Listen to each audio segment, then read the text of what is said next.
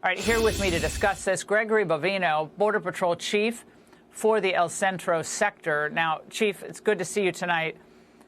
Have there been any arrests in the attacks on your agents? Because when I see this video of them hurling these rocks, and this isn't the first such video we've seen since these protests began, this is criminal activity putting individual agents' lives directly at risk. What can you tell us? Sure. Laura, it's good to see you, and thank you for having me tonight. As far as the arrests go, we've made dozens of arrests during Operation at Large, which is the operation here in Los Angeles, the immigration operation. We've made dozens of arrests, and most of those arrests are for assault or impeding federal officers. That's a serious crime, and some of these folks, when they're arrested, are looking at some pretty serious time in prison. CBP released this image of 9 juveniles who were found at this marijuana facility. One is as young as 14 years of age. What do we know about them? Were they working at the facility? Were they hanging out? Do we have any idea who their sponsors were at this facility run by this company called Glass Houses?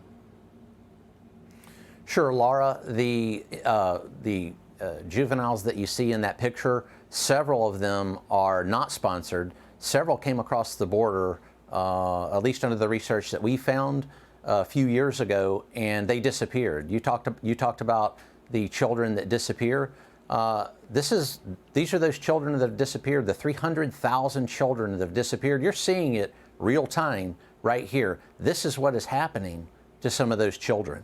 I believe one of the children may have been, at least at this point in the investigation, accompanied, but the rest that you see in that picture were unaccompanied juveniles, including that 14-year-old. What happens to these children? Where do they live? And what conditions are they put under, both at work and then when they're not working? A lot of questions here. This is something that the Border Patrol has seen over the past 4 years when millions streamed across that border. Let me say that again. Millions streamed across that border, including children. Some of the things that we saw on the border were truly reprehensible. And now that we're in the interior, one of my sources conducting... Yeah. Go ahead. No, I'm sorry. One of my sources today in the federal government told me, look, remember that the money made at these farms or processing plants, remember, especially involving recent migrants, people who've crossed the border in the last few years, underage or not, a percentage of that money they're making, whatever they're making, is going to pay off their debt to the cartels who made sure that they got over the border. So these illegal pot grows and other agricultural interests are helping fund the cartels that are terrorizing America with drugs and also engaged in rampant human trafficking. So that's a part of this that we haven't discussed enough on the angle, but we're going to be discussing it a lot in the coming weeks.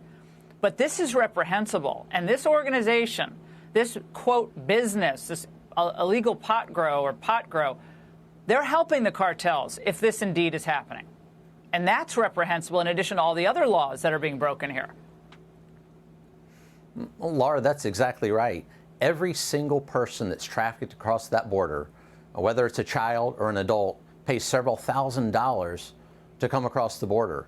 And that several $1,000s does go to those cartels, as you say. Many are in modern-day slavery-like conditions to pay those debts off. Here at this pot grow, at this drug farm that these children were working at, it's untelling what's happening to them. And as you said, the money that goes to these cartels, that's definitely no one happening. cares. It happens all across America, all across America. Yeah, well, no one cares. They don't care. It's the bottom line. You get cheap labor. You get someone who can't leave and has to work. It's perfect indentured servitude for those who feel like they're above the law.